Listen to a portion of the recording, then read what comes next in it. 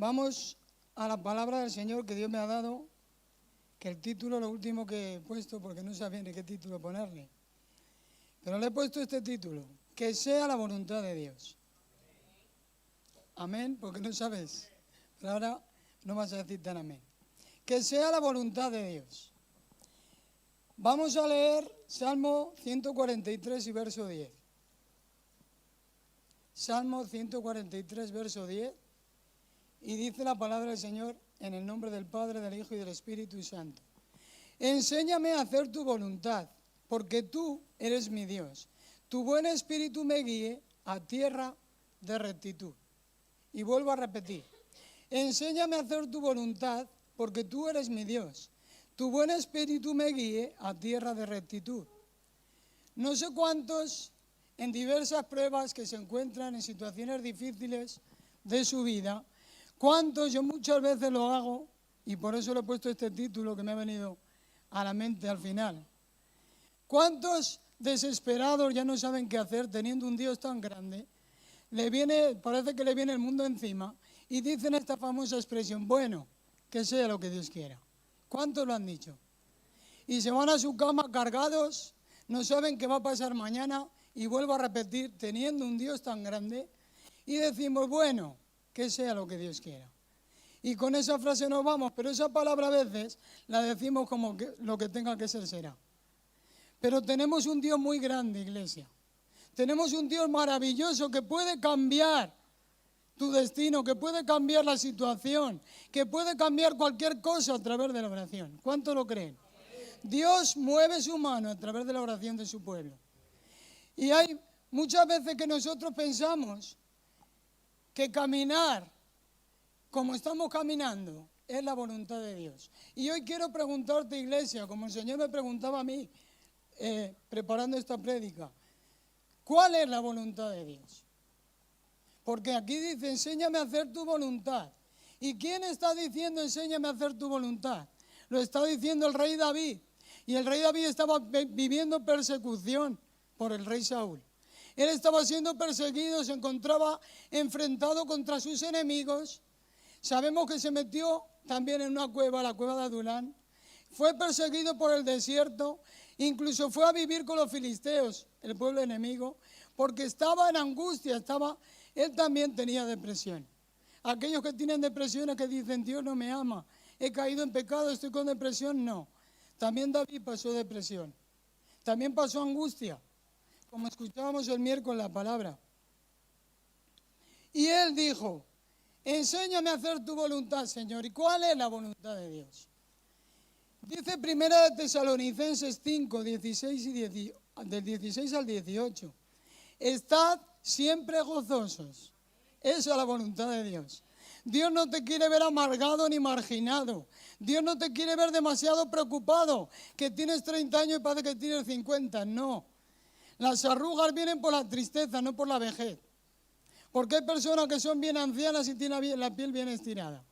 A mí me dicen, no te rías tanto que sean arrugas, mal me río.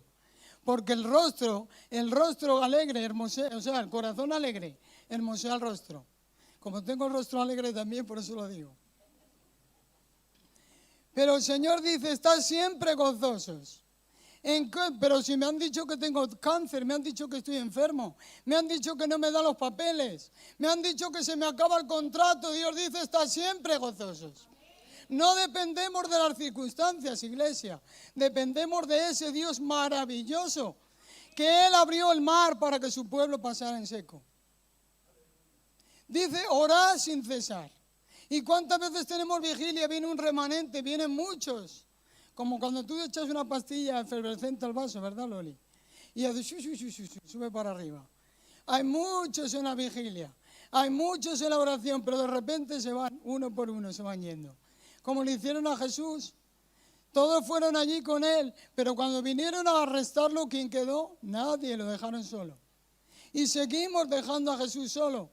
Pero sabes que en esa soledad Dios te quiere para que tengas intimidad con Él.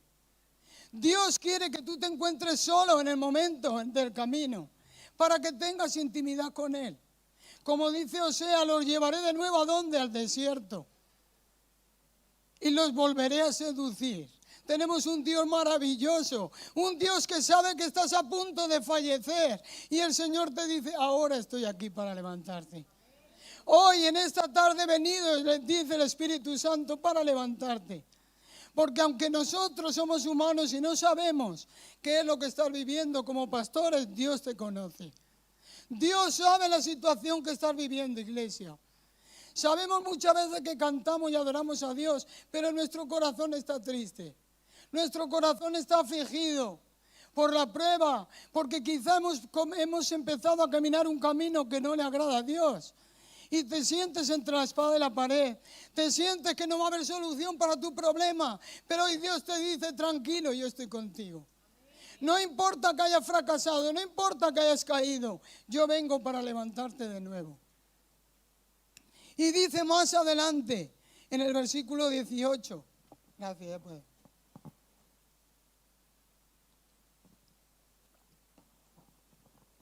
Dad gracias a Dios en todo. Y vuelvo a repetir, dad gracias a Dios en todo. ¿Cuántas veces somos agradecidos cuando nos hacen un favor, verdad? Cuando la cosa nos va bien. Pero si Dios te dice por ahí, no, ese chico no es para ti. Ese trabajo no te pertenece. Se te cierran las puertas, ahí no le das gracias a Dios. ¿Por qué, Señor? Si todo me lo revelaba que era ese. Pues no es ese. No es ese trabajo para ti. Tú ya tienes los planes hechos y el Señor te dice que no, pero tú sigues insistiendo en que sí. Y el Señor te dice que no y ahí no le das gracias a Dios. ¿Por qué? Porque quieres tus planes y no los de Dios. Estamos hablando de hacer la voluntad de Dios. Y dice Lucas capítulo 9 y verso 23. El que quiera venir en pos de mí, niéguese a sí mismo. Tome su cruz y sígame. ¿Y qué dice esa palabra de niégate a ti mismo? Hoy pensaba ir a la piscina, pero como tengo que dar la palabra, no me queda otra que estar aquí. Gracias.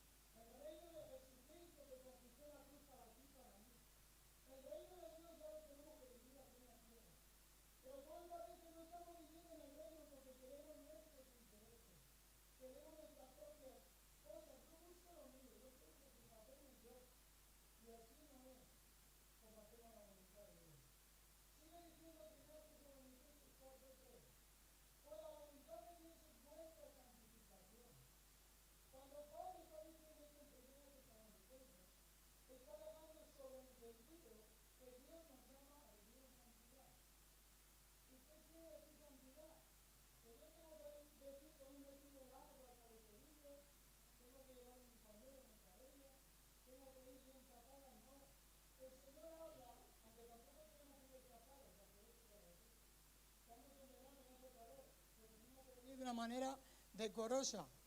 Tenemos que venir a adorar a Dios. No iba con el tema, pero aprovecho. Entonces, nosotros tenemos que vivir en santidad, que quiere decir que lo que a Dios no le agrada, por cuanto Dios es mi papá, no lo debo de hacer. Tengo que vivir de tal manera que a Dios le agrade. ¿A Dios le agrada que robe? No, ¿verdad que no? Pues no tengo que robar. ¿A Dios le agrada que mientan? No. Y así sabemos todos. Eso lo saben hasta los niños. Lo que a Dios le agrada y lo que no. Y para ello tenemos un manual que es la Biblia. Ahí nos dice cuál es la preciosa voluntad de Dios. Dios quiere que seamos obedientes. Y así haremos su voluntad. Cuando no le ponemos pegas al Señor, porque su palabra es lámpara a nuestros pies. A veces no sabemos dónde caminar, qué hacer con nuestra vida. Señor, ¿será que estoy caminando bien? Señor, ¿será que me he confundido? Dice el Señor, lámpara es a mis pies tu palabra y lumbrera a mi camino. Es Dios a través de su palabra el que te guía. Aquí, por muy torpe que sea alguien, que creo que no hay ningún torpe aquí, nadie se va a salir del camino si se deja guiar por el Espíritu Santo. Amén. Sigue diciendo, Hebreos 12, 14. Seguid la paz con todos y la santidad, sin la cual nadie verá al Señor. Es un camino de santidad el que debemos de caminar. Un camino de luz.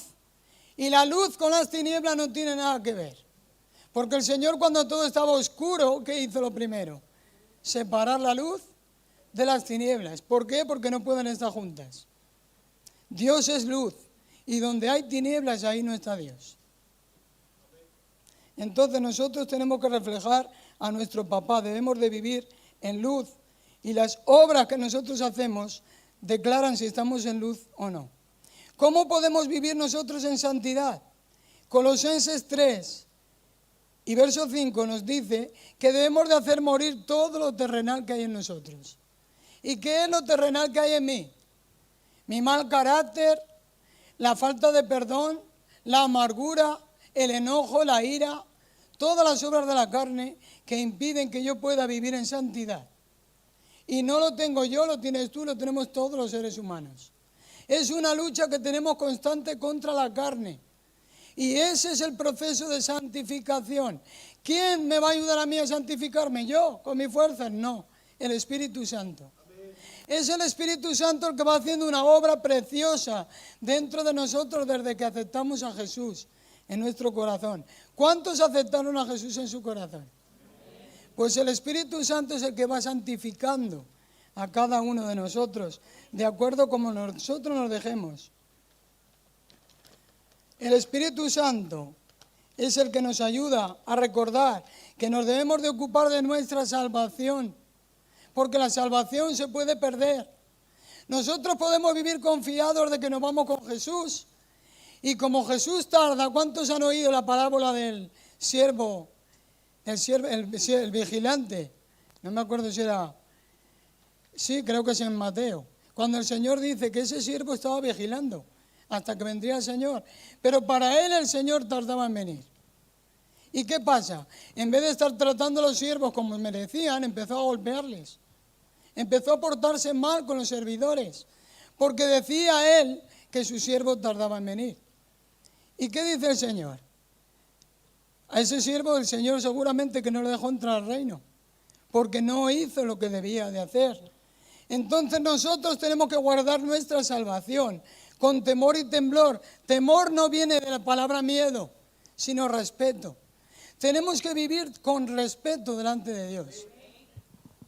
Porque Dios quiere que cada uno de nosotros sea salvo, que nadie perezca. El Señor dice eso en Filipenses 2:12, que debemos de ocuparnos en nuestra salvación con temor y temblor. Porque esta es la voluntad de Dios. Y no nos salimos de la voluntad de Dios. ¿Cuál es la voluntad de Dios? Que haciendo el bien, hagáis callar la ignorancia de los hombres insensatos. Dice 1 de Pedro 2:15. Nosotros hemos sido llamados a caminar en las huellas de Jesús. En esas obras buenas que Jesús hizo cuando Él estuvo en la tierra.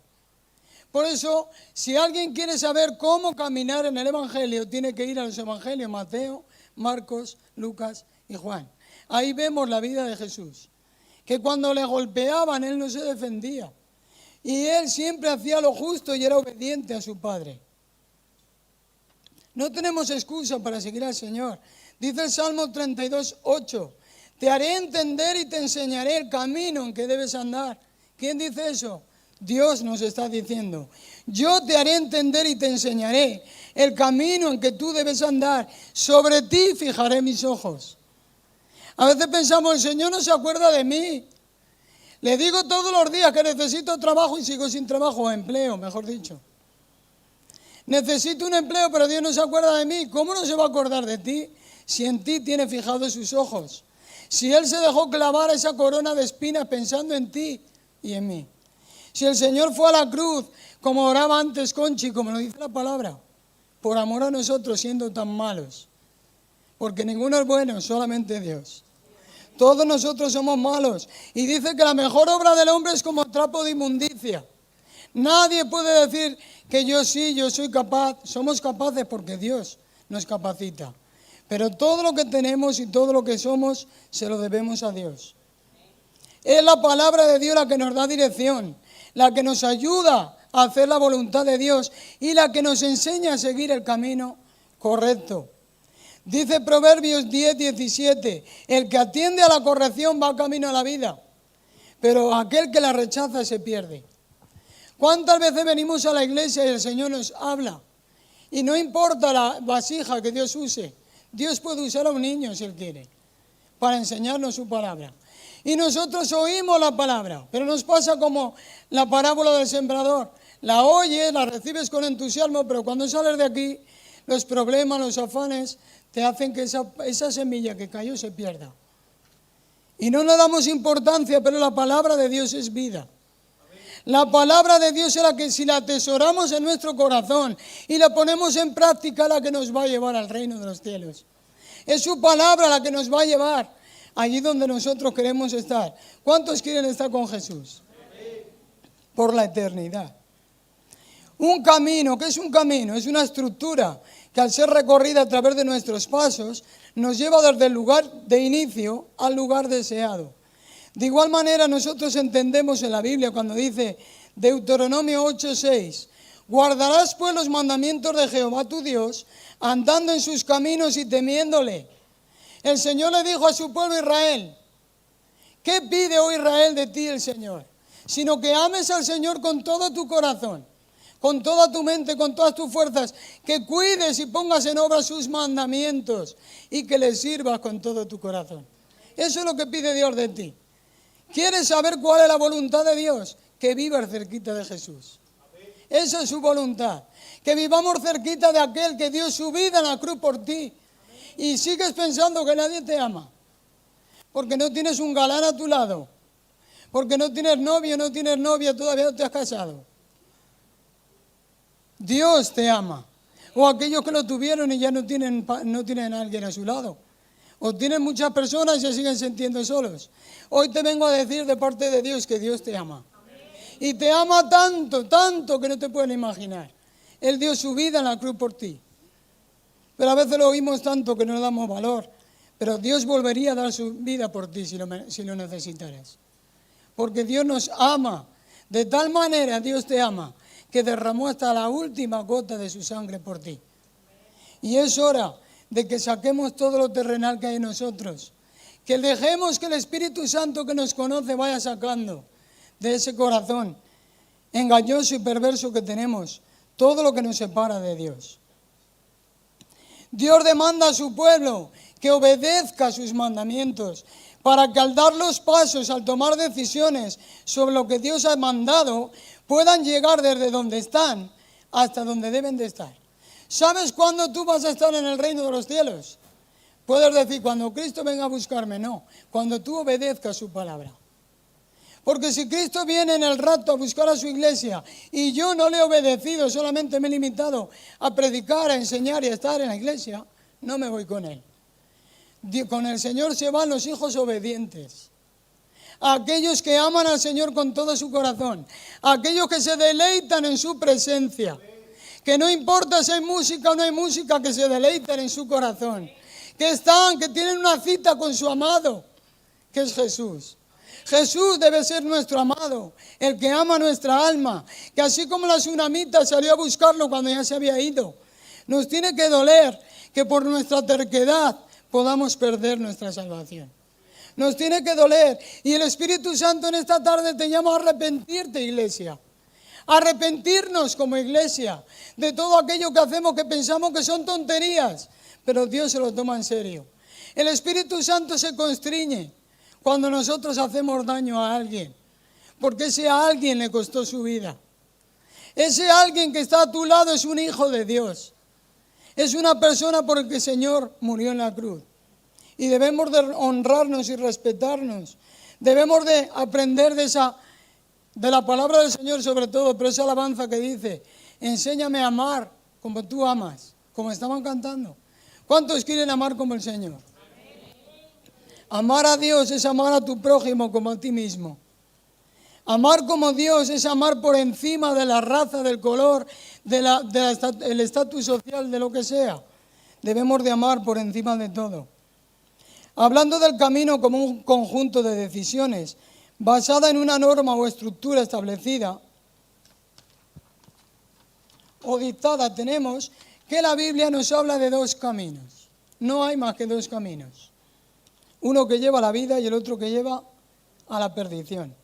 Pero dice Mateo 7, 13 y 14, entrad por la puerta angosta, porque ancha es la puerta y espacioso el camino que lleva a la perdición.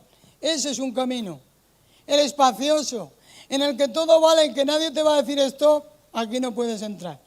Todo sirve, de cualquier manera, no importa lo que hagas, no importa cómo vivas, no importa quién te lleve por delante por conseguirlo. Ese es el camino espacioso.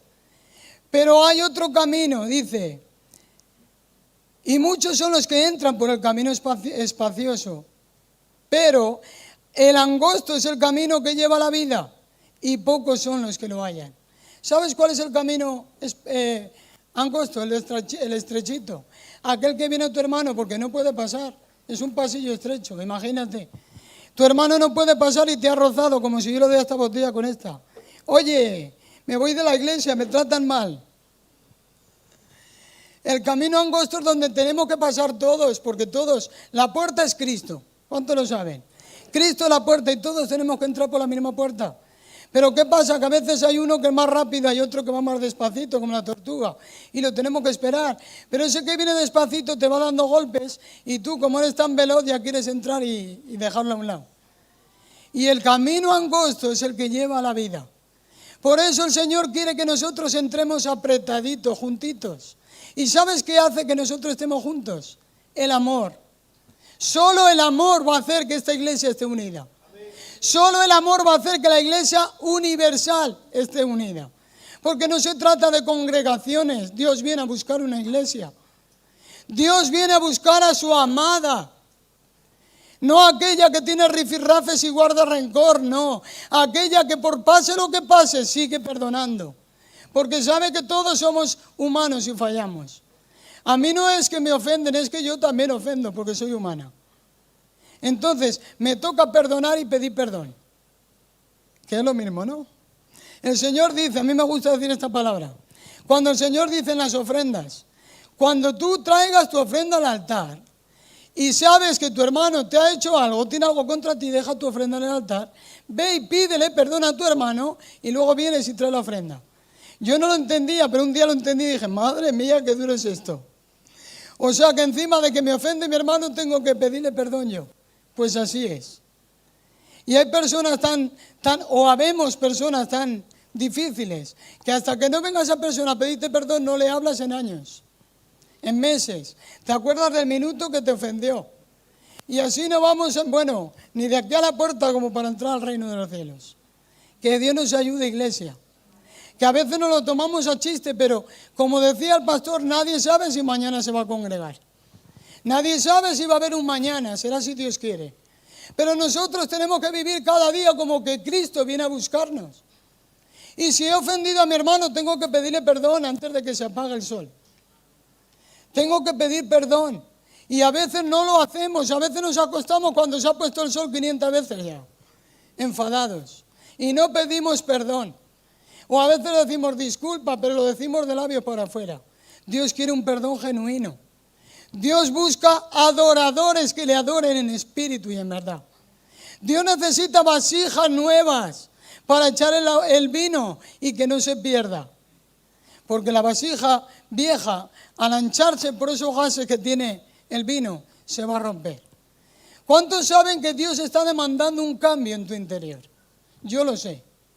¿Cuántos saben que Dios está demandando que tu interior, que todo tu ser adore a Dios, que todo tu ser se rinda y le pida perdón a Dios cada instante? Porque eso es un hijo de Dios, el que se arrepiente porque falla cada instante de su vida. El que sabe que va a volver a tropezar, pero tiene que volver a la cruz y decirle, Señor, otra vez estoy aquí, te pido perdón. Otra vez me toca pedirte perdón y cada día de mi vida porque sé que voy a volver a fallar. Pero hay personas, o habemos personas, que pensamos que ya lo hemos conseguido y nos relajamos. Y es un error. El enemigo es un engañador y a veces te hace sentir que ya está todo hecho. Sí, Cristo lo hizo todo en la cruz, pero nos tenemos que seguir esforzando. Nos tenemos que seguir levantando y animando cada día. Porque ahora está más cerca la salvación que cuando creímos. Dios tiene un plan. Y sabes, dice Juan 14:6, para los que no saben por dónde caminar, que Jesús es el camino, Jesús es la verdad y Jesús es la vida. Y nadie viene al Padre sino por mí, dice el Señor. No hay manera de perderse cuando conocemos el camino. ¿Quién es el camino? Jesús. Si buscamos la voluntad de Dios en cada circunstancia de la vida y nos dejamos guiar del Espíritu Santo en cualquier decisión que tomemos, vamos a hacer la voluntad de Dios. Porque el Espíritu Santo nos va a guiar a toda la verdad. El Espíritu Santo no te va a hacer cosas que no son. El Espíritu Santo siempre te va a recordar las palabras de Cristo. El Espíritu Santo siempre te va a redarguir y te va a corregir y te va a decir, así no es. Tú crees que es así, pero así no es. La palabra de Dios es lámpara, es la que nos guía, la que nos abre el entendimiento. Hay creyentes que piensan todavía que hacer la voluntad de Dios es tener algún tipo de itinerario, que es un itinerario, un programa, una agenda. Que teniendo esa agenda ellos piensan que si logran saber dónde Dios quiere que vayan o dónde Dios quiere que estén, ya están haciendo la voluntad de Dios. O sea, si tú crees que Dios quiere que estés en Pekín, esa es la voluntad de Dios. No es donde yo quiero que esté, donde yo pienso que debería de estar. Porque yo quisiera estar en la playa tumbado en una hamaca. Quisiera vacaciones, pero no es mi voluntad sino la de Dios. Y no solo yo, no te rías, ¿cuántos quieren vacaciones? Algunos ya las han disfrutado, otros no. Y hay otros que quieren estar todo el año de vacaciones. Pero nosotros a veces pensamos nosotros que lo que yo quiero es la voluntad de Dios y no.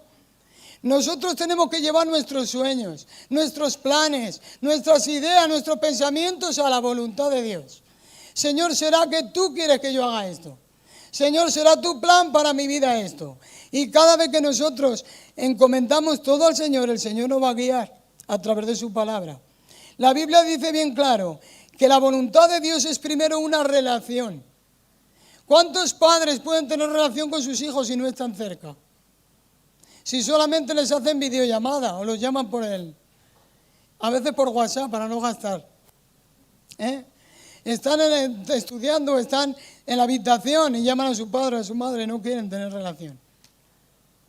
¿Qué padre puede ser Dios si no tenemos relación con Él? Si no hablamos con Él, si no pasamos tiempo con Él, ¿cómo vamos a conocer a Dios si no estamos con Él?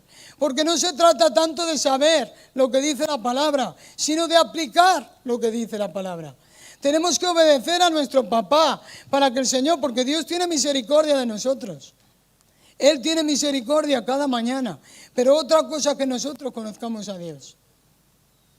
Es muy importante que nosotros conozcamos a Dios para querer estar en su presencia al tiempo que haga falta. Si nosotros de verdad conocemos a Dios, llamamos a Dios, es normal que nos cansemos porque estamos en un cuerpo de carne, que trabaja, se esfuerza y se cansa, tiene sueño, tiene hambre, tiene agotamiento y quiere la cama ya, quiere cenar enseguida. Pero cuando nosotros nos enamoramos del Señor, todas esas cosas pasan a un segundo plano. Y Dios viene a ser la prioridad. Dice el Señor, que ya lo sabemos, busca primeramente su reino y su justicia. Pero nosotros buscamos primeramente lo que yo quiero, lo que a mí me agrada. Y después, si tengo tiempo, busco al Señor. Somos así. El otro día decía el hermano Alejandro predicando que no tenemos fe, nuestra falta de fe. Muchas veces yo le digo al Señor, Padre, yo quiero ver milagros en la iglesia, milagros palpables. Yo quiero ver gente enferma, que Dios la sane así, porque lo puede hacer. Pero más quiero ver venir ante su presencia, de rodillas, familias enteras aceptando a Cristo. Quiero ver personas que vienen con arrepentimiento de su vida pasada aceptando a Jesús. Los quiero ver y sé que un día lo voy a ver. Pero ¿sabes quién falla? Dios no falla, fallamos nosotros.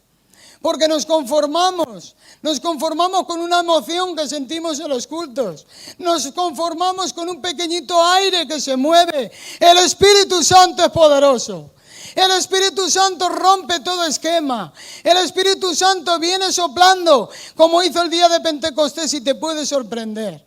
El día que menos lo pienses, el día que estés distraído, vas a decir, ¿pero qué está pasando? El Espíritu Santo, que se ha cansado ya de la rutina. Porque nosotros muchas veces somos como el pajarito que siempre decía el pastor, que lo metemos en la jaula.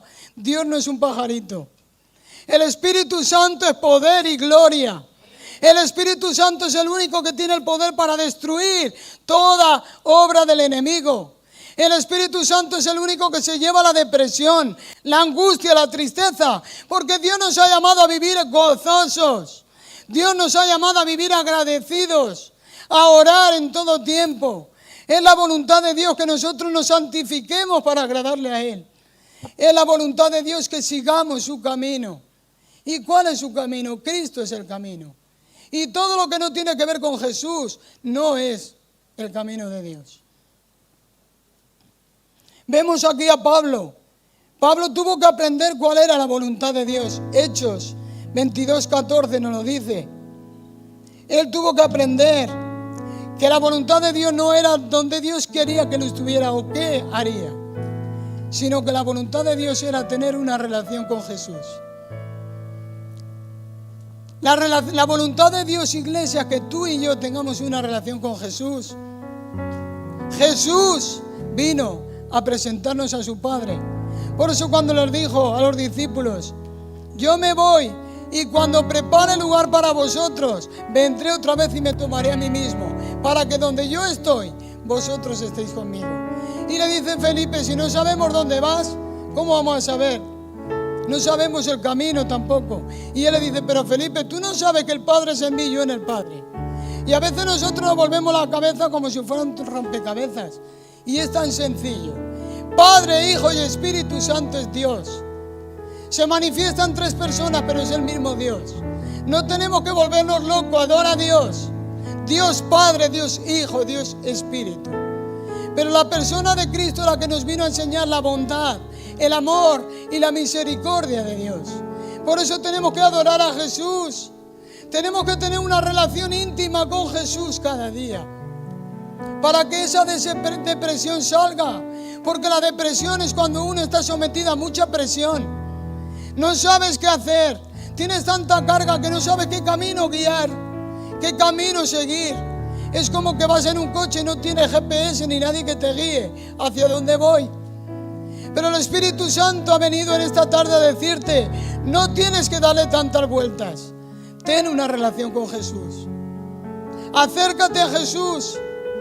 No tienes que venir al pastor, acércate a Jesús y cuéntale lo que te pasa.